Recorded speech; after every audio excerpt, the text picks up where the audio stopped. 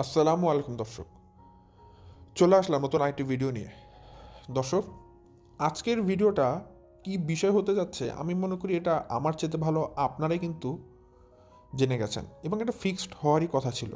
যদিও আজকে আমার ভিডিওর যে বিষয়বস্তুটা সেটা বাপ্পি যদি ভিডিওটা না দিত তাহলে আমি অবশ্যই রাজা শারমিনকে নিয়ে কথা বলতাম, কারণ রাজকে নিয়ে অনেক কিছু বলার আমার ছিল, কারণ যেহেতু রাজের চ্যাপ্টারটা এখনও ক্লোজ হয়নি, ডিসক্লোজ হয়নি।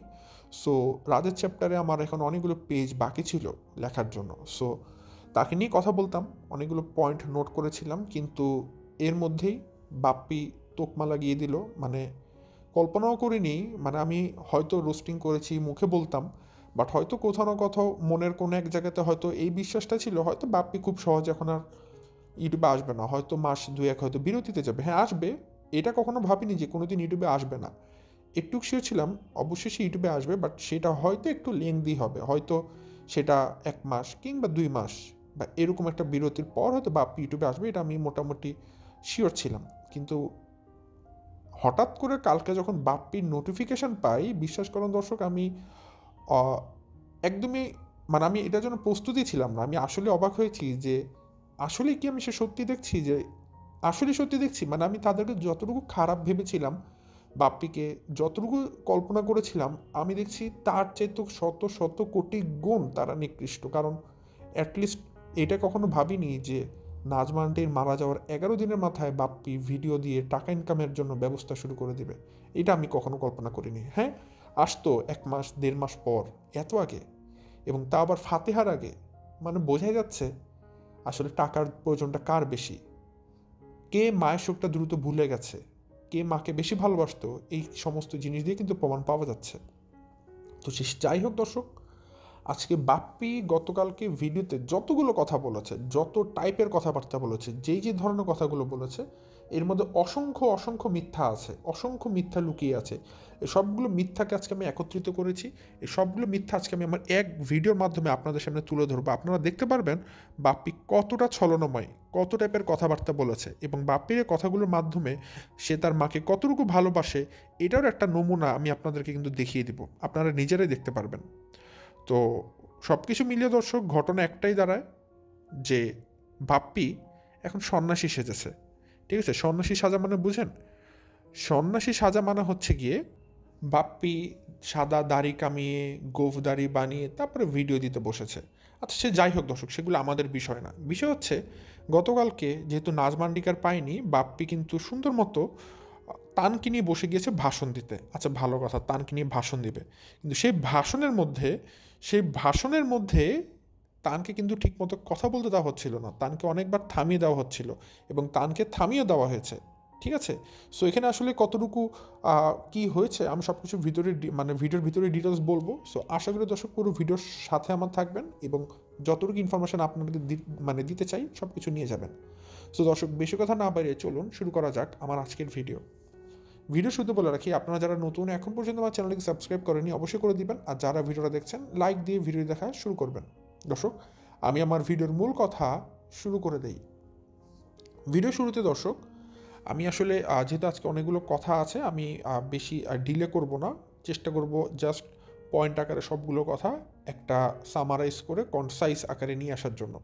যেমন প্রথমে আমি একটা কথা বলবো, যেটা আমি আমার নিজের পার্সোনাল ওপিনিয়ন বলছি, যে শুরুতে বলেছিলাম নাজমাটি মারা গিয়েছিল বাপ্পি যেদিন ভিডিও দেয়, অর্থাৎ গতকালকে, তখন 11তম দিন ছিল।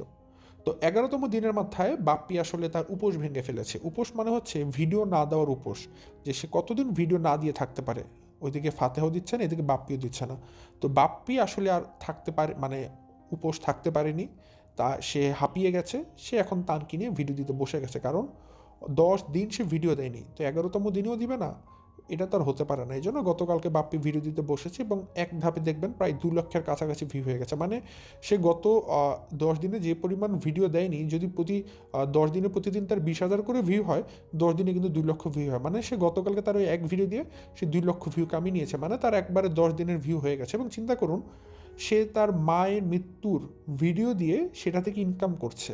ঠিক আছে, গতকালকে বাপ্পির ভিডিও দেখার সময় পার্সোনালি আমি বলি এত এত বিজ্ঞাপন এসেছে সামনে, আপনারা কল্পনা করতে পারবেন। আমি জানি না আপনাদের কাদের সাথে এটা ফেস করেছেন, আপনাদের কাদের সাথে এই জিনিসগুলো হচ্ছে। হ্যাঁ দর্শক, বিজ্ঞাপন কিন্তু যারা ইউটিউবার তারা সবাই বসায়, আমার ভিডিওতে বিজ্ঞাপন আপনারা দেখবেন, কিন্তু দর্শক আমি গ্যারান্টি দিয়ে বলবো আমার ভিডিওতে আপনারা কখনো এই পরিমাণ বিজ্ঞাপন দেখবেন না যেটা আপনাদেরকে বিরক্ত করে তোলে, ঠিক আছে। কিন্তু বাপ্পির ভিডিও গতকালকে দেখার সময় আমি নিজে পার্সোনালি বিরক্ত হয়ে গিয়েছিলাম যে এত বিজ্ঞাপন, মানে বাপ্পি আসলে তার ওই ভিডিওর মধ্যে চিন্তা করেছে যে যেহেতু আজকে অনেক ভিউ হবে, আমি এতদিন পর এসেছি, অনেক মানুষ দেখবে, সো ধুমসে সে বিজ্ঞাপন বসিয়েছে, ঠিক আছে, মানে যাতে করে সেখান থেকে অনেক ইনকাম করতে পারে। এবং দেখবেন তার 2 লক্ষ ভিউ হয়েছে, আবার তার এত বেশি বিজ্ঞাপন, সে ওই এক ভিডিও থেকে আর নাহলেও $400 থেকে $500 কামাবে, আপনারা একদম শিওর থাকুন। $400-500 না হোক, হয়তো বেশি বলে ফেললাম, অ্যাটলিস্ট $200-300 কামাবে। মানে $200-300 মানে কি, তার এক ভিডিও থেকে বাপ্পি 20,000-30,000 টাকা কামাই করবে গতকালকার এক ভিডিও দিয়ে, বিলিভ মি অর নট।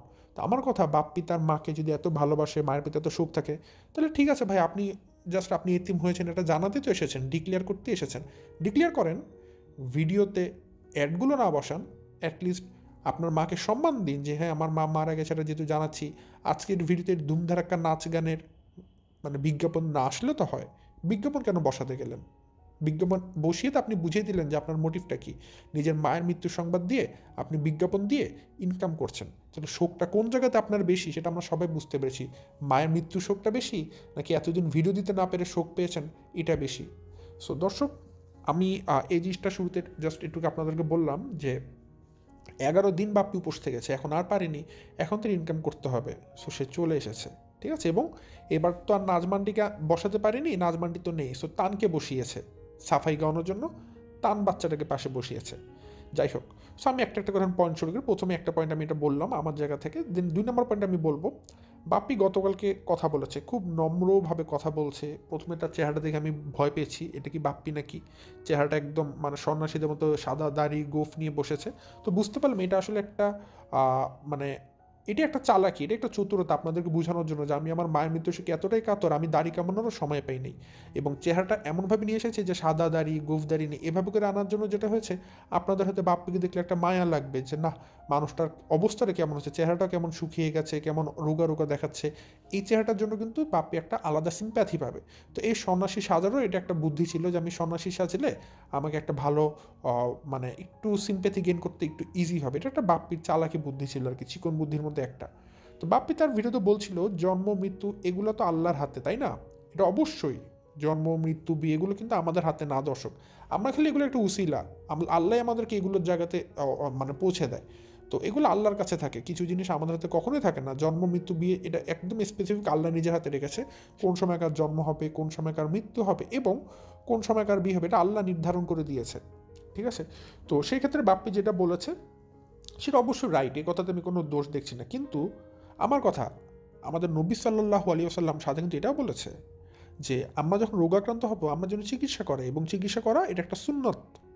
তার মানে আমাদের আল্লাহ তাআলা যেমন জন্ম মৃত্যু বিয়ে এগুলো তার হাতে রেখেছেন, ঠিক একইভাবে নবী সাল্লাল্লাহু আলাইহি ওয়াসাল্লাম কিন্তু এটাও বলে দিয়েছেন যে তোমরা রোগাক্রান্ত হলে চিকিৎসা করাও, তাহলে চিকিৎসা করালে আমরা প্রপার সুস্থ হতে পারবো, ঠিক আছে। এই কারণে কিন্তু চিকিৎসা করানোটা সুন্নত হয়েছে, যেহেতু আমাদের নবী সাল্লাল্লাহু আলাইহি ওয়াসাল্লামের আদেশ এটা। তো দেখুন, আমি বাপ্পিকে বলতে চাই, আপনি যে মানে বোঝাচ্ছেন জন্ম মৃত্যু বিয়ে এগুলো আল্লাহর হাতে, তার মানে আপনার মায়ের ডাক এসেছে, আপনার মাকে আল্লাহ নিয়ে গেছে, হ্যাঁ ঠিক আছে ডাক এসেছে, কিন্তু এর মানে কি এটা বলেছে আল্লাহ আপনাকে বা নবী সাল্লাল্লাহু আলাইহি ওয়াসাল্লামের কথা অনুযায়ী ওনারা এটা বলেছেন যে আপনি আপনার মাকে চিকিৎসা করাবেন না, যার যখন মৃত্যু সে তখনই মারা যাবে, এই কারণে তার রোগ হলে কোনো চিকিৎসা করানো যাবে না? এটা কি বলেছেন? এটা তো বলেনি। তাহলে আপনি আপনার বই চিকিৎসা করানোর জন্য ঢাকাতে কেন আসলেন? থাইরয়েডের চিকিৎসা করতে আপনি কেন ঢাকাতে নিয়ে আসলেন? হ্যাঁ, যার জন্ম যার মৃত্যু যেখানে সেখানে তো হবে, তাহলে আপনার বই চিকিৎসা না করান, থাইরয়েডে ভুগে ভুগে মারা যাক, তাই না? এখানে চিকিৎসা করানোর তো দরকার নাই। তো হয়তো বুঝতে পারছেন দর্শক, আমি বাপ্পির যে এই কথাটা যে মানে যখন মৃত্যু তখন তো মৃত্যু হবে, এই কথার অর্থ খালি এটাই বোঝাতে যাচ্ছি, কিন্তু ভাই আপনার মাকে চিকিৎসা করতে না করেনি আপনি, ঠিক আছে আপনার মা মারা গিয়েছে, আল্লাহর ডাক এসেছে, কিন্তু তাই বলে চিকিৎসাটা কেন করালেন না? বিনা চিকিৎসা কেন আপনার মা মারা গেল? কেন আপনার মা ঢাকাতে এসে চোখের চিকিৎসা করাতে পারলো না? কেন আপনার মাকে কোনোদিন ডাক্তারের কাছে নিয়ে গেলেন না? কেন আপনি আপনার মায়ের জন্য কোনোদিন একটু সময় বের করে তাকে হাঁটতে বের হলেন না? কী কারণে এই কাজগুলো আপনি কেন করলেন না? যদি আপনি এগুলো করতেন, আপনার মা মারা যেত কি, আপনার দোষ দিত না, কারণ আপনি এমন কিছু করেনই নাই, আপনি আপনার মায়ের চিকিৎসাই করান নাই। সো আপনার মুখে কিন্তু এই কথাগুলো অবশ্যই মানে না। পরবর্তীতে আপনি আরেকটা কথা বলেছেন, মার বয়স হয়েছে, মানে আপনি বুঝেছেন বয়স হয়েছে, মারা গেছে, এখানে অস্বাভাবিক কিছু না, মারা যেতেই পারে। বাহ, এত সুন্দর প্র্যাকটিক্যাল চিন্তার কথা বললেন। অবশ্যই বয়স হলে বয়স হওয়া লাগবে কেন, আমি এ সময় মারা যেতে পারি, একটা 20 বছরের ছেলে মারা যেতে পারে, একটা সদ্য জন্মানো ছেলেও মারা যেতে পারে। মারা যাওয়ার কোনো বয়স ঠিকানা আমরা কেউ জানি না, যে কোনো বয়সে যে কোনো মানুষ মারা যেতে পারে। তো বয়স হয়েছে বয়স হয়নি এটা আসলে কোনো যুক্তি হতে পারে না, বরং আপনি এটা আসলে একটা দায়ভার চাপিয়ে দিচ্ছেন বয়সের উপরে, যে মায়ের বয়স হয়েছে মারা গিয়েছে। এই বয়স বলেই তো আপনি যখন আপনার মা জীবিত ছিল সবসময় বলতেন মায়ের বয়স হয়েছে কিন্তু মা সব কাজ করতে পারে, মা অনেক শক্ত, মা সব কিছু পারে, এটা বলে বলে মাকে দেখে গাধা খাটনি খাটাতেন, কাজের লোকের কাজ করাতেন, এগুলো আমরা সবাই দেখেছি। সো আপনি আসলে যতটা চতুর নিজেকে মনে করেন, আপনি আসলে অতটা চতুর হলেও আপনার যেহেতু চতুর মানুষ কিন্তু আমরা ইউটিউবে বসে আছি। সো চক্ষু লজ্জা থাকলে আপনি অ্যাটলিস্ট এই বিষয় নিয়ে কথা বলতেন না। অ্যাটলিস্ট আপনি এটা প্রমাণ করে দিয়েছেন আপনি নির্লজ্জতম একজন মানুষ, পৃথিবীর নির্লজ্জেস্ট, ইংলিশে আমরা বলি না, মানে মোস্ট। এখন আপনাকে তার কীভাবে সুপারলেটিভ ডিগ্রিতে বলবে, এই জন্য বললাম আপনি নির্লজ্জেস্ট মানুষ, একটা সন্তান এই পৃথিবীর বুকে। আপনি ইতিহাসের পাতায় সবসময় স্বর্ণাক্ষরে লেখা থাকবে, সরি স্বর্ণাক্ষরে বলি কেন, গোবর দিয়ে লেখা থাকবেন আজীবন। আপনার এই ভিডিওগুলো তো থাকবে, আমি বিশ্বাস করি আপনার মরার পরেও আমৃত্যু এগুলো এভারগ্রিন ভিডিও থাকবে। সব সময় মানুষ আপনাকে ঘৃণার চোখে দেখবে যে এরকম একটা সন্তান, কুলাঙ্গা সন্তান পৃথিবীর বুকে ছিল। ঠিক যেমনটা একটা মুশরিক, একটা কাফির, একটা ফিরাউন, একটা নমরুদকে মানুষ যেভাবে ঘৃণাভরে স্মরণ করে, আপনাকে সবাই ওইভাবেই স্মরণ করবে, আজীবন স্মরণ করবে আপনাকে মানুষ, আজীবন স্মরণে রাখবে যেরকম একটা সন্তান ছিল। আজীবন ভবিষ্যতে আমি যে কোনো মানুষকে দেখলে আমি সবাইকে উপদেশ দিব বাপ্পির মতো হয় না, আপনি আজীবন মানুষের একজন একটা উদাহরণ হয়ে থাকবেন সব সময়। এমন ভালো কাজ আপনি করেছেন, বাবারে বাবা। তো বাপ্পি বলেছে আরও অনেক কথাই, সে বলেছে নাজমানটি নাকি তিশা বাপ্পিকে ডক্টর দেখানোর জন্য ঢাকায় যেতে বলেছে, বাপ্পি বলেছে আচ্ছা ঠিক আছে, দ্যাটস অল রাইট, আপনার মা বলেছে। সাথে তো আপনার মা এটাও বলেছিল, হয়তো আপনি জানেন, বলেননি, আপনার মা কি বলেনি কথা, যে তার যে ছেলের বউ আছে, বোনের ছেলের বউ আছে, আপনারা জানেন যে রূপপুর একটা যে লোক ছিল, ওনার বউ অসুস্থ ছিল প্রচুর পরিমাণে এবং সে আইসিইউতে ছিল। এটা নিয়েও নাজমানটি চিন্তা করছিল, বাপ্পি নিজে মুখের কথা। তো নাজমানটি কিন্তু বাপ্পি দিশাকে বলেছে যেহেতু তোমরা ঢাকাতে আছো একটু মানে একটু একটাবার তাদেরকে গিয়ে দেখে এসো, তাহলে তার একটু সাহস পাবে, ঠিক আছে। সো নাজমানটির কথার মতো যেমন আপনারা ঢাকাতে চলে গেলেন, ঠিক একইভাবে নাজমানি তো তার বোনের ছেলের বউকেও দেখে আসতে বলেছিল, সেটা কেন দেখতে গেলেন না? খালি যেটা যতটুকু করলে আপনাদের ভালো লাগবে খালি অতটুকুই করবেন, বাকিটা বাদ দিয়ে দিবেন? হ্যাঁ, ওই দিন তারা কী করছিল জানেন, যেদিন আইসিইউতে ছিল সেদিন তারা ওই পুরান ঢাকাতে একটা পার্টি খেতে গিয়েছিল, সবাই মিলে আনন্দ ফুর্তি করছিল, অথচ নাজমান্ডি যে তাদেরকে একটা কাজ দিয়েছে সেটা কিন্তু পালন করেনি। পয়েন্ট নাম্বার 4, এখানে বাপি বলেছে নাজমান্ডি নাকি মারা যেত না, ঠিক আছে, তিনি নাকি মরেছে খালার চিন্তা করতে করতে। ওই খালার ছেলের বউ যে আছে সে যে অসুস্থ ছিল তাকে নিয়ে নাকি নাজমান্ডি অনেক চিন্তা করছিল। কেন চিন্তা করছিল? তাদের নাকি টাকা পয়সা কম ছিল, অর্থ সম্পদ কম ছিল এবং তাদের অনেক পয়সাপাতি খরচ হচ্ছিল, আসলে ট্রিটমেন্ট ঠিকমতো করাতে পারবে কি না, মানুষ তো বেঁচে ফিরতে পারবে কি না, ঠিক আছে, এগুলো নিয়ে নাজমান্ডি অনেক চিন্তা করছিল। সো বাপ্পি আরও কিছু কথা এড়িয়ে গেছে, এই চিন্তা করার মাঝখানেই নাজমান্ডি কিন্তু বাপ্পিদেরকে এটাই পরামর্শ দিয়েছিল, যাও তোমরা একটু আইসিইউতে দেখে আসো তাদেরকে, আর তোমরা তোমাদের সামর্থ্য মতো তাদেরকে একটু সাহায্য করে আসো। বাপ্পি কিন্তু কথা বলেছিল, বাপ্পি এই কথাটা স্কিপ করে গিয়েছে। বাপ্পি যদি মানুষের পেট থেকে বের হয়ে থাকে, কোনো পশু বা জানোয়ারের পেট থেকে বের না হয়ে থাকে, যদি সে কোনো মানুষের সন্তান হয়ে থাকে, বাপ্পিটা অবশ্যই স্বীকার করবে যে তার মা তাকে এটা বলেছিল। এখন বাপ্পি যেভাবে পরিচয় দিচ্ছে নিকৃষ্টতম প্রাণীর, অবশ্যই সে স্বীকার করবে না, ঠিক আছে। সো নাজমানে কিন্তু বাপ্পিদেরকে ওই তার খালার তো ভাইয়ের যে ছেলের বউ তাকে কিন্তু চিকিৎসা খরচ বাবদ কিছু টাকা দিতে বলেছিল সাহায্য করার জন্য, কারণ নাজমানি এটা নিয়ে চিন্তিত ছিল। কিন্তু বাপ্পিরা স্রেফ বাপ্পির ধমকাধমকি করে ঝাড়াঝাড়ি করে তার মাকে না করে দিয়েছে, সে দিতে পারবে না। এবং ওই দিন সে পুরান ঢাকাতে পার্টি করতে গিয়েছিল।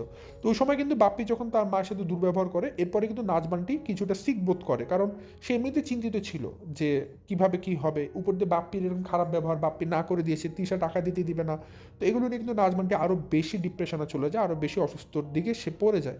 সো এটা কিন্তু আসলে বাপ্পির একরকম বলা যায় নাজমানটির মারা যাওয়ার পিছনে একটা ইনডিরেক্ট হাত কিন্তু বাপ্পির এখানে ছিল, তার মুখের কথা, তার কিছু ব্যবহার। নেক্সট পয়েন্ট নাম্বার 5 দর্শক, বাপ্পি সে নাকি থাকতে পারেনি, তাতে কি, সে বলেছে আমি লোক দিয়ে সব করেছি। মানে বাপ্পি বারবার বোঝানোর চেষ্টা করেছে, ইনসিস্ট করে যে আমি তো সেখানে ছিলাম না যখন আমার মা মারা গিয়েছে, কিন্তু আমি ফোন দিয়ে ডক্টরের কাছে পাঠানোর জন্য গাড়ি টাড়ি জোগাড় করার যা কিছু সব কিছু আমি করে দিয়েছি। মানে বাপ্পি সব কিছু করে দিয়েছে। কী লাভ করে দিয়ে? আপনি তো সুস্থ মানুষকে হাসপাতালে পাঠাননি, আপনি একটা মরা লাশকে আপনি হাসপাতালে পাঠিয়েছেন, তাহলে লাভ কি সে গাড়ি পাঠানোর? আপনিই বলুন, লাভ নেই তো।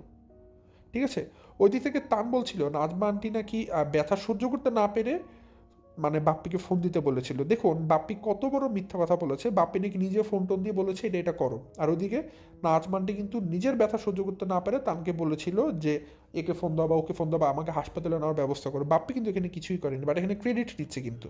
এবং দেখবেন পাপিয়ার যে হাজব্যান্ড ছিল সে কিন্তু একটা কথা বলেছে যে এখানে বাপ্পি ভাইকে কেন লাগবে, আমরা তার ছেলেরা আছি না, আমরা তো আছি। আমরা মানে সে মানে যে যত দ্রুত পারি আমরা তাকে হাসপাতালে নিয়ে গেছি। ঠিক আছে, তো এখানে বাপ্পি কি করেছে, এখানে তারা করেছে। হয় বাপ্পি মিথ্যা বলছে নাহলে পাপিয়ারে মিথ্যা বলছে। এখন একটা পক্ষ তো মিথ্যা বলবে। যদি পাপিয়ার জামাই সত্যি বলে তাহলে বাপ্পি মিথ্যুক, যদি বাপ্পি সত্য বলে তাহলে পাপিয়ার জামাই মিথ্যুক। বাট এক পক্ষ তো মিথ্যা বলছে, কারণ বাপ্পি দাবি করছে বাপ্পি সব কিছু জোগাড় করেছে। ওখানে পাপিয়ার হাজব্যান্ড বলছে তারা এলাকার মানুষ সবাই সব কিছু জোগাড় করে নিয়ে গেছে। তাহলে এখন কে মিথ্যা বলছে আপনারাই ভেবে বলুন দর্শক, আপনাদের উপর ছেড়ে দিলাম।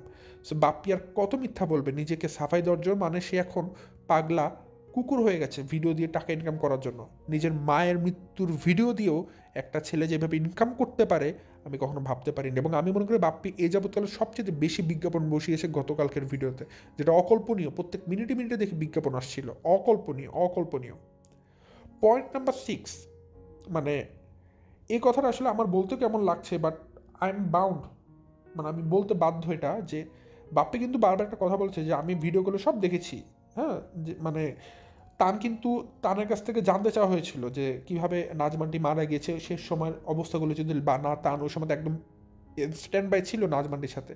তো তার কিন্তু একদম যেহেতু ছোটো মানুষ সে মিথ্যা বলতে পারে না, সে সব কিছু বলছিল যেটা এটা হচ্ছে, কিন্তু বাপি বুঝতে পারছিল কিছু জিনিস তার মন মতো হচ্ছিল না। এজন্য দেখবেন একটা সুস্থ স্বাভাবিক কথায় কেন বারবার ভিডিও কেটে দেওয়া লাগবে, কেন বারবার এডিট করতে হবে? বাপ্পি কিন্তু তান যখনই কথা বলছিল বারবার কেটে দিচ্ছিল, বারবার কেটে দিয়ে তানকে শিখিয়ে বারবার বলানো হচ্ছিল এবং বারবার ভিডিও কেটে আবার এডিট করা লাগানো হচ্ছিল, মানে জোড়াতালি দেওয়া হচ্ছিল। কেন ভাই, একটা আমরা যখন কথা বলবো, একটা ঘটনা বলবে, সে তো ফ্লুয়েন্টলি বলবে, কেন বারবার কাটাছিড়া করা হবে? তার মানে অবশ্যই তানের কথার মধ্যে এমন কোনো অসঙ্গতি বাপ্পি পেয়েছে যেটা বাপ্পি জানে যে এটা যদি দর্শকরা শোনে তাহলে সমস্যা আছে। এই জন্য তানের সেই কথাগুলো কিন্তু কেটে দেওয়া হয়েছে বারবার করে।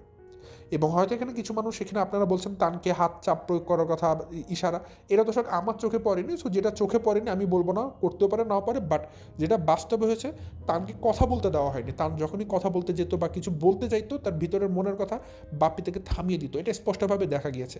মানে তানকে বেশি কথা বলতে দেওয়া হয়নি। যখনই বাপ্পি বুঝেছে এই কথাগুলো বললে সমস্যা হবে, ঠিক আছে, তখন বাপ্পি কী বলেছে জানেন? যখন তানের কথাটা বাপ্পির ভালো লাগছিল না, তখন আচ্ছা ও ছোটো মানুষও কথা বলতে পারছেন, ওটা বাদ দেন। আমি লাইভ আমার মাকে মরতে দেখেছি, আমি বলছি কী কী ঘটনা কীভাবে ঘটেছে। মানে ক্ল্যাপ এই কথাটার জন্য, মানে নিজের মাকে ভিডিও কলে লাইভ মরতে দেখেছে, এটা খুব গর্বের কথা। বাপ্পি আমরা বলছি এটা খুব গর্বের কথা, নিজের মায়ের মৃত্যু দেখেছে এবং বলছে আমার মা চেয়ারে বসে বসেই মারা গেছে। এখন ভাই আমি তো বুঝতেই পারছি না কাকে বিশ্বাস করবো ভাই। ওইদিকে এলাকার মানুষজন বলছে, তান বলছে, কুকি বলছে যখন মারা গিয়েছিল তখন নাজমাটি নাকি ফ্লোরের মধ্যে শুয়ে গড়াগড়ি করছিল, ব্যথাতে চিৎকার চেঁচামেচি করছিল, কষ্টে মানে আর্তনাদ করছিল। আর বাপ্পি বলছে মায়ের নাকি মরার সময় কোনো কষ্টই হয়নি, সে নাকি চেয়ারে বসে আস্তে আস্তে মারা গেছে। ভাই কি বলবো দর্শক, আপনারা বলুন, একটা মানুষ যদি এত মিথ্যা বলে, চোখে ধরিয়ে আমাদেরকে মিথ্যা বলে দেয়, আমাদের ভাই করার কিছু নাই। এখন বাপ্পি ভিডিও দিচ্ছে, আপনারা দেখছেন তার টাকা আসছে, এতে বাপ্পি সত্য বললো মিথ্যা বললো বাপ্পির যায় আসে না। বাপ্পি খালি দেখবে সকালবেলা উঠে তার চ্যানেলে কত টাকা এসেছে, কতটুকু ডলার যোগ হয়েছে, ওটাই বাপ্পির মধ্যে একটা শান্তি। কিসের মা কিসের বাবা, বাপ্পির কাছে এগুলো কোনো দাম নেই। বাপ্পির জীবনে একটাই জিনিসের দাম, সেটা হচ্ছে ডলার, ডলার এবং ডলার। ঠিক আছে, তো যাই হোক, পয়েন্ট নাম্বার 7, বাপ্পি বলেছে বাপ্পির বুকটা নাকি গজগজ করছে, তার মা মরে গিয়েছে যেহেতু তার বুকটা কষ্টে নাকি গজ করছে। মানে মা মরে গেলে কেমনে থাকবে, মানে এই চিন্তা করেই যে এখন তার বুক সারাদিন নাকি গজ করে। ওইদিকে যেহেতু মা মরে গেলে কেমনে থাকবেন এটা চিন্তা করে এখন গজ করছে। তাহলে যখন মা জীবিত ছিল দাঁত থাকতে দাঁতের মর্যাদা দেননি কেন? তখন মাকে কোনো চিকিৎসা করার নেই। যদি চিকিৎসা করাতেন অ্যাটলিস্ট এখন তো বুকে ভর দিয়ে বলতে পারতেন আমি আমার মার জন্য সর্বোচ্চটুকু করেছি। বাট হয়তো কপালে ছিল না, আল্লাহ নিয়ে গেছেন। বাট এখন তো সেটাও বলতে পারছেন না। তারপরও আমরা আঙুল দিয়ে দেখিয়ে দিচ্ছি আপনার দোষগুলো, তারপর আপনি বড় গলায় আবার গলাবাজি করে ভিডিও দিচ্ছেন। ভাই আপনি কিন্তু নিজের হিতাহিত জ্ঞান হারিয়ে ফেলছেন। আমি জাস্ট একটু বলবো, আপনি হিতাহিত জ্ঞান হারিয়ে ফেলছেন। ঠিক আছে, আপনি দেখা যেত আপনার মাকে ফেলে মাসের 30 দিনের মধ্যে 25 দিনই থাকতেন পদ্মার চরে, 5 দিন থাকতেন মায়ের সাথে, তো কীভাবে আপনি মায়ের সেবা যত্ন করবেন? এখন আসেন নাটক করতে। ছি। 8 নম্বর পয়েন্ট দর্শক, দেখুন বাপ্পি কীরকম ব্যাককলের মতো কথা বলেছে, যে বাপ্পি বলছে মা অসুস্থ এই কারণে নাকি বাপ্পি তানকে পাহারাদার হিসেবে সবসময় নাজমানির কাছে রেখে যেত। আবার ওইদিকে তানের বেলায় কী বলে, তান বাচ্চা মানুষ, এর জন্য নাকি নাজমান্ডির কাছে রেখে যেত, নাজমান্ডি তানের খোঁজ খবর রাখবে। তাহলে আসলে কোনটাকে বিশ্বাস করবো বলুন? বাপ্পি কয় নৌকাতে পা দিয়েছে দেখুন। একবার বলছেন নাজমান্ডি অসুস্থ জন্য তানকে রেখে যায় যেন তান দেখে ভাল করে রাখতে পারে। ওইদিকে আবার যখন তান অসুস্থ হয়ে যায় তখন আবার বাপ্পি বলে তান তো ছোটো মানুষ, তানকে যেন আমার আম্মা দেখে রাখতে পারে, যেন আমরা আম্মার কাছে রেখে যায়, আম্মা তানকে ভালো মতো দেখে রাখে। তাহলে কে কাকে দেখবে? তান নাজমান্ডিকে দেখবে নাকি নাজমান্ডি তানকে দেখে শুনে রাখবে? কে কাকে দেখে শুনে রাখবে বলুন তো? বাপ্পি আসলে কোন লাইনে হাঁটতে চায়? বাপ্পি তো দুই লাইনই বলেছেন, কোনটা বিশ্বাস করবো বলুন? এই যে গাঁজাখুরি কথাবার্তা যে বলে, বাপ্পি কি আসলে ভুলে যায় কখন কি বলে সে? ওইবার যখন তানের নিউমোনিয়ার মতো অসুস্থ ধরা পড়লো তখন বললো যে আমি তো মার কাছে রেখে গেছি, মা তো তানের সেবা যত্ন করে, মা তো দেখভাল করে রাখে তানকে। আর এবার বলছে তানের কাছে রেখে গেছি, তান দেখভাল করবে। তো ভাই তার নিজে বাচ্চা মানুষ, সে কীভাবে একটা বড় মানুষের দেখভাল করবে ভাই? নাজমানটি নিজে বলে গেছে যে যেদিন মারা যায় সেদিন তারা যেন নুডলস রান্না করে দিয়ে গেছিলো। তাহলে কে কার দেখভাল করে সেটা আমরা ভালো মতোই জানি। তার একটা বাচ্চা মানুষ, সে কীভাবে নাজমানটির দেখভাল করবে? কী বলে বাপ্পি এগুলো? মানে সে কি কোনো নেশাপানি করেছে? আমার প্রশ্ন আপনাদের কাছে দর্শক। Point number 9। এখন দর্শক একটা মেন কথা কি, নাজমানটি তো নেই, তাই না? যেহেতু নাজমানটি নেই, সো এখন যদি বাপ্পি বলে আমি এটা করেছি ওইটা করেছি, সো এগুলো বলে যদি সে ভিডিও দেয়, এখানে আমাদের করার কিছু নেই, কারণ এটা প্রমাণ করার জন্য কিন্তু নাজমানটি নেই। আগে একটা সময় হতো যখন বাপ্পিকে নিয়ে রোস্টিং হতো, বাপ্পির কোনো ভুল সামনে চলে আসতো, ঠিক আছে, বাপ্পির সাথে সাথে এক কাপ চা নিয়ে তার মাকে নিয়ে ভিডিওর সামনে বসে যেত। মাকে বলতো মা বলো তো এটা কি এরকম এরকম, মা বলো তো এটা কি এরকম এরকম, এবং নাজমানটিকে তোতা পাখির মতো সব কথা শিখিয়ে আনতো বাপ্পি আগে থেকেই। এখন তো নাজমানটি নেই। এখন যেহেতু নাজমানটি নেই, এখন কি করেছে, এখন ফজরের কালে সে তানকে বসিয়েছে নাজমানটির জায়গাতে, এবং বাপ্পি এবার রিয়া করছে। রিয়া মানে তো দর্শক জানেন, ধরেন কোনো একটা ইবাদত বন্দী করলেন কিন্তু সেটা মানুষকে দেখানোর জন্য, সেটাকে রিয়া বলা হয় এবং এটা ইসলামের চরম গুনাহ। তো বাপ্পি ফজরের কালে উঠেছে, নামাজ পড়ে, সেটা জানান দিচ্ছে দর্শকদেরকে আমি এখন 5 ওয়াক্ত নামাজে হয়ে গেছি, সাদা দাড়ি রেখেছি, বলছে ফজরের নামাজ পড়ে তানকে নিয়ে বসেছি, মানে এটা কিন্তু রিয়া, দর্শকদেরকে জানান দিচ্ছে নামাজ পড়েছি। ভাই আপনাকে জানান দিতে কে বলেছে? আপনি কথা বলছেন এটা কি এনাফ না? আপনি নামাজ পড়েছেন কোন সময়, ফজরের কাল না কী কাল, এটা তো আসলে বলার প্রয়োজন আমি দেখছি না আসলে। তো যাই হোক, বাপ্পি রিয়া করছিল, তো সে তানকে নিয়ে বসেছে ভাষণ দিতে, যেন তান একটা তার ভার থাকে আর কি, মানে বুঝাচ্ছে তানের কথা তার মিথ্যা হবে না। ওই সময় তো নাজমান্ডি আন্টিকে দিয়ে চালাতো, এখন তানকে দিয়ে চালাচ্ছে। এখন আপনি ভাই এই গাঁজাখুরি কথা বললো, আমরা ভাই গাঁজাখুরি কথা বিশ্বাস করব না। আমরা মানুষের ক্যাটাগরিতে পড়ি, আপনি মানুষের ক্যাটাগরিতেই তো পড়েন না। আপনাকে মানে আসলে আপনাকে খারাপ কথা বলতেও লজ্জা লাগে না, আপনাকে দুইটা খারাপ কথা বলে কবে আমার জন্য একটা বিচ্ছু ঘুরাঘুরি করবে। সো আমি ভাই আপনার মতো মানুষকে খারাপ কথা বলবো না, কারণ আপনি সমাজের নিকৃষ্টতম মানুষ। দেন পয়েন্ট নাম্বার 10, এখানে দর্শক একটা কথা না বললেই না, বাপ্পির শাশুড়ি কিন্তু একটা কথা বলেছিল, আপনারা জানেন শাহিন যখন ভিডিও দিয়েছিল তার মাকে নিয়ে, সেখানে কোহিনুর বেগম মানে বাপ্পির শাশুড়ি, সে কিন্তু বলেছে যারা ওনার মৃত্যুর সময় ছিল, অর্থাৎ নাজমানটির মৃত্যুর সময় যারা পাবনাতে তার আশপাশের মানুষজনরা ছিল, তারা কিন্তু দেখেছে উনি কীভাবে ফ্লোরে গড়াগড়ি করেছে বুকে ব্যথা নিয়ে। অথচ আমি একটু কি বললাম যে বাপ্পি কিন্তু ফ্লোরের মানে বাপ্পি বলছে তার মা কিন্তু চেয়ারে বসেই নাকি মারা গিয়েছে। সো এই পয়েন্টটা দর্শক আমি আগেই বলে ফেলেছি, বাট আমি এই পয়েন্টটা শেষে বলার জন্য রেখেছিলাম গুছিয়ে, তারপরে যেহেতু বলেছি আগে, সো এটা হয়তো রিপিট করা হলো আর কি আমার। দেন পয়েন্ট নাম্বার 11 দর্শক, যেটা আসলে না বললেই না, এখন তানজিলার বিষয়ে কিছু কথা শুনতে পাচ্ছি। আমরা এতদিন জানতাম, ঠিক আছে, তানজিলা নাকি ওই দিন মানে তানজিলার নাকি ওই দিন তার দাদির কথা অনেক মনে পড়েছিল, এই কারণে নাকি তানজিলা তার দাদিকে ফোন দিয়েছিল, ঠিক আছে, ফোন দিয়ে কথা বলেছে। কিন্তু এখন আবার শুনতে পাচ্ছি যে তানজিলাকে নাকি নাজমানটিই ফোন দিয়েছিল, ঠিক আছে, উনি নাকি তানজিলাকে ফোন দিয়েছে। তার মানে স্পষ্টভাবে এখন প্রমাণ হয়েই গেল যে এটাই সত্যি যে তানজিলার কাছে আসলে মেন কথা নাজমানটি হেল্পের জন্য ফোন দিয়েছিল, যেহেতু তার বুকে ব্যথা উঠছিল। হয়তো ওই সময় নাজমানটি এটাই তানজিলাকে ফোন দিয়েছিল যে মা একটু কোনোভাবে আমার কাছে আসো, এখানে তো আসলে বাপ্পি দিশা কেউ নাই, তুমি আর সাকিব, বা তোমার আসা লাগবে না, সাকিব একটু পাঠায় দাও যেন আমাকে হসপিটালে বা কিছু একটু নিয়ে যায়, আমার তো এখানে কষ্ট হচ্ছে। হয়তো এই ধরনের কথাবার্তা বলেছিল, বা আমি এর আগে বলেছিলাম আমার ধারণা থেকে যে হয়তো নাজমানি তার কষ্টের কথাগুলো তানজিলাকে বলছিল, তার মায়ের দোষ, তার বাবার দোষ, এগুলো তানজিলা সহ্য করতে পারেনি, এবং তানজিলা বলিয়েছে শেষমেশে বলেছে তার ভালো লাগছে না, রাত হচ্ছে, ঘুমাতে। হয়তো নাজমানিকে এটাই বলেছে এখন ঘুমিয়ে পড়ো, বুকে ব্যথা ভালো হয়ে যাবে, চিকিৎসা করানো লাগবে না। ওটাই হয়তো শেষ কথা ছিল নাজমানটির। এরপরে তিনি মারা গেলেন। হা। দেন পয়েন্ট নাম্বার 12 দর্শক, একটা জিনিস আমি এর আগের ভিডিওতে বলেছিলাম যে এখন সামনে বোঝা যাবে কম্পিটিশন আকারে যে কার নাজমান্ডির প্রতি ভালোবাসা বেশি, বাপ্পির নাকি ফাতেহার? যে আগে ভিডিও দিবে বুঝতে পারবেন সে তার উপোস ভেঙে ফেলেছে, মানে সে আর টাকা ইনকাম না করে থাকতে পারছে না, মানে তার মায়ের প্রতি ভালোবাসার সর্বনিম্ন পর্যায়ে, এবং সেটা কিন্তু বাপ্পি সবার আগে ভিডিও দিয়েছে এবং এটা দ্বারা সে প্রমাণ করে দিয়েছে নাজমান্ডি কিন্তু তার কোনো কিছু যায় আসে না, এবং সে খুব দ্রুত মানে 11তম দিনের মাথায় ভিডিও দিয়েছে। অ্যাটলিস্ট যদি বুঝতাম যে 1 মাস মানে বিরতি নিয়েছে, তাও নিজেকে বুঝাতে পারতাম যে বাপ্পি ভাই 1 মাস মায়ের শোকে কাতর ছিল, কিন্তু ভাই 11 দিনের মাথাতে আপনি ভিডিও দিয়ে দিলেন, এটা আসলে খুবই লজ্জাজনক। সো এক্ষেত্রে একটা কথা অবশ্যই বলতে হবে, ফাতে অবশ্যই তার মাকে ভালোবাসে, অবশ্যই মাকে ভালোবাসে এবং মার প্রতি তার অবশ্যই দরদ ছিল। হ্যাঁ, হতে পারে মায়ের প্রতি তারও ভালোবাসা রকম, তারও একটা চ্যানেল প্রতি ভালোবাসা বেশি, বাট অ্যাটলিস্ট এতটুকু বিলিভ করি যদি দুজনের মধ্যে কম্পেয়ার করেন বাপ্পি আর ফাতেহার মধ্যে, তাহলে ফাতেহার তার মায়ের প্রতি 1% হলে মায়া দরদ বেশি ছিল বাপ্পির তুলনায়। ঠিক আছে, সো সেখানে আর কোনো দ্বিমত পোষণ করার কিছু দেখছি না আমি, কারণ বাপ্পি গতকালকে ভিডিও দিয়ে সেটা প্রমাণ করে দিয়েছে। শেষমেশ বাপ্পির ক্ষেত্রে একটা কথাই বলবো, ভাই এখন তো আপদমুক্ত হয়েছেন, এখন তো আপনার আপদমুক্ত, এখন তো অবশ্যই পদ্মাচরে যাওয়ার জন্য আপনার কোনো বাধা থাকলো না। এখন পার্মানেন্টলি আপনি পদ্মাচরের বাসিন্দা হয়ে যাবেন, তাহলে পার্মানেন্টলি পদ্মাচরের বাসিন্দাদেরকে আপনি পাবনার বাসিন্দা বানিয়ে ফেলবেন, যে কোনো একটা করবেন আর কি। এখন আর আপনার কষ্টের দিন থাকলো না, এখন হয় আপনি মানে পদ্মাচরে গিয়ে মজ মাস্তি করবেন, তাহলে পাবনাতে বসে মজ মাস্তি করবেন। জীবনটা গেলে এখন মজ মাস্তিতে কাটবে আর কি, মজা, তাই না? মজা ছাড়া আর কিছু না।